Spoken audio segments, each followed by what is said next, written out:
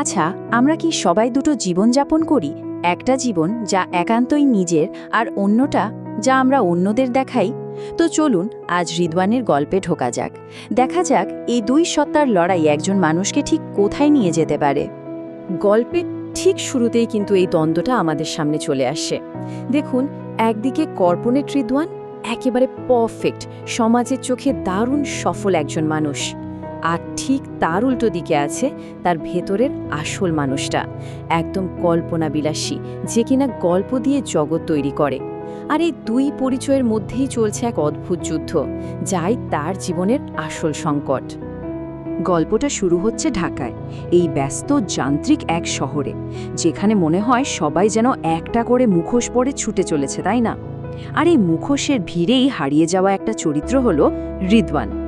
বাইরে থেকে দেখলে মনে হবে বাহ, কি সফল একজন মানুষ, কিন্তু তার ভেতরে যে কি গভীর এক শূন্যতা, তা কেউ জানে না। ভাবুন তো একবার, তার বর্তমান আর অতীতের মধ্যে কি বিশাল এক ফারাক। ছোটবেলায় তার দাদু কিন্তু তাকে ঠিকই চিনতেন। তিনি জানতেন রিদওয়ানের ভেতরে আস্ত একটা কল্পনার জগৎ আছে, আর আজ সেই জগৎটাকে সে নিজের হাতে তালা দিয়ে রেখেছে। কিন্তু প্রশ্ন হলো, কেন সে এই পথ বেছে নিল? আসলে এর পেছনে অনেক কিছু ছিল, যেমন ধরুন বাবা মায়ের চাপ, সমাজের সেরা হওয়ার সেই ইঁদুর দৌড়, আর অবশ্যই আর্থিকভাবে সফল হওয়ার একটা তীব্র ইচ্ছা। আর এই সব কিছুর চাপেই তার ভেতরের আসল মানুষটা, সেই সৃজনশীল সত্তাটা ধীরে ধীরে হারিয়ে যাচ্ছিল।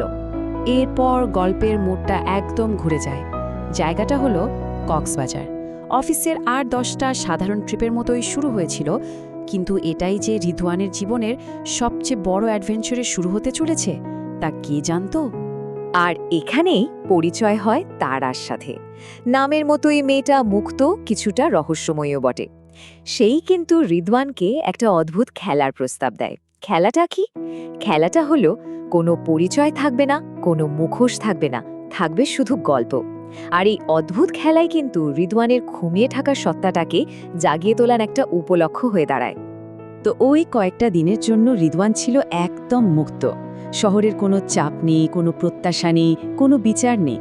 সে প্রাণ খুলে গল্প বলেছে, হেসেছে, বলা যায় সে যেন আবার বেঁচে উঠেছিল।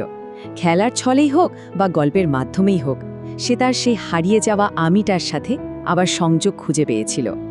আর তারা কিন্তু তাকে ঠিক চিনে ফেলেছিল।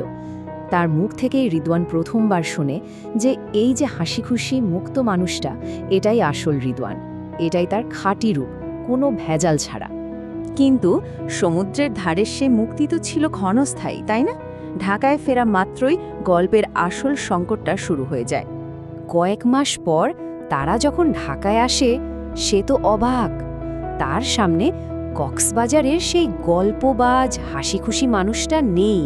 তার জায়গার দাঁড়িয়ে আছে এক আবেগহীন যান্ত্রিক রোবট, কর্পোরেট রিদওয়ান। আর ঠিক তখনই তারা এমন একটা কথা বলে, যা রিদওয়ানের এতদিনের তৈরি করা সব দেয়াল ভেঙে গুড়িয়ে দেয়। তার সাজানো গোছানো পৃথিবীটা যেন ভেতর থেকে ধসে পড়তে শুরু করে। এবার দৃশ্যপটটা একটু বদলে ফেলি, চলুন। সময়টা অফিসের একটা খুব গুরুত্বপূর্ণ প্রেজেন্টেশন, আর এখানেই তার এতদিনের তৈরি করা মিথ্যার জগৎটা সবার সামনে চুরমার হতে চলেছে। প্রেজেন্টেশন চলছে, কিন্তু হঠাৎ করেই কথা বলতে বলতে রিদওয়ান থেমে যায়। পুরো ঘর চুপ, সবার চোখ তার দিকে। কি হতে চলেছে এখন? ঠিক এই মুহূর্তেটাই কিন্তু গল্পের মোড় ঘুরিয়ে দেবে। এরপর যা ঘটল তা ছিল এক কথায় নাটকীয় আর মর্মান্তিকও। রিদওয়ান প্রথমে হাসতে শুরু করল, এক ধরনের অদ্ভুত অর্থহীন হাসি, আর তারপর সবার সামনে, নিজের সহকর্মীদের সামনেই সে কান্নায় ভেঙে পড়ল। আর সবশেষে এলো সেই ভয়ঙ্কর স্বীকারোক্তি। সে বলল সে জানেই না সে কে। ভাবা যায়, এটা ছিল তার চূড়ান্ত পতনের মুহূর্ত, যে মুহূর্তে মুখোশটা তার আসল পরিচয়টাকে পুরোপুরি গিলে ফেলেছে। তো এই ঘটনার পর রিদওয়ানের জীবনটা যেন একটা ধ্বংসস্তূপে পরিণত হলো। কিন্তু আমরা তো জানি যে কোনো ধ্বংসের পরেই নতুন কিছু সৃষ্টির সম্ভাবনা থাকে, তাই না? আর এখান থেকেই শুরু হয় তার ঘুরে দাঁড়ানোর গল্প। চাকরিটা চলে গেল, বন্ধুরা দূরে সরে গেল, মানে সাফল্যের চূড়া থেকে সে একেবারে মাটিতে এসে পড়ল। তার চারপাশে পৃথিবীটা হয়ে গেল একদম একা, শূন্য। এরকমই এক হতাশ দিনে ঝুম বৃষ্টির মধ্যে হাঁটতে হাঁটতে সে একটা পথনাটকের দলের সামনে এসে দাঁড়ায়। আর সেখানেই একজন বৃদ্ধ অভিনেতা তাকে খুব সাধারণ একটা প্রশ্ন করেন, যা তার পুরো চিন্তার জগৎটাকেই নাড়িয়ে দেয়। তার এই ঘুরে দাঁড়ানোর জার্নিটা কিন্তু শুরু হয়েছিল ওই একটা মাত্র প্রশ্ন দিয়ে। এরপর সে আবার লিখতে শুরু করে ছোট ছোট গল্প, আর ধীরে ধীরে সে একটা বড় সত্য উপলব্ধি করে। জীবনটা আসলে নিখুঁত হওয়ার কোনো দৌড় নয়, জীবনটা হলো নিজের কাছে সৎ থাকার, খাঁটি থাকার একটা জার্নি। তো গল্পের একেবারে শেষ পর্যায়ে এসে আমরা এমন একজন রিদওয়ানকে দেখতে পাই যে তার মুখোশটা চিরদিনের মতো খুলে ফেলে দিয়েছে।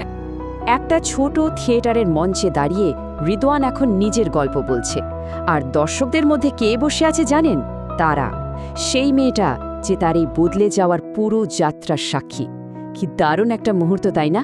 বৃত্তটা যেন সম্পূর্ণ হলো। তার ভেতরের যে যুদ্ধটা চলছিল সেটার অবসান ঘটেছে।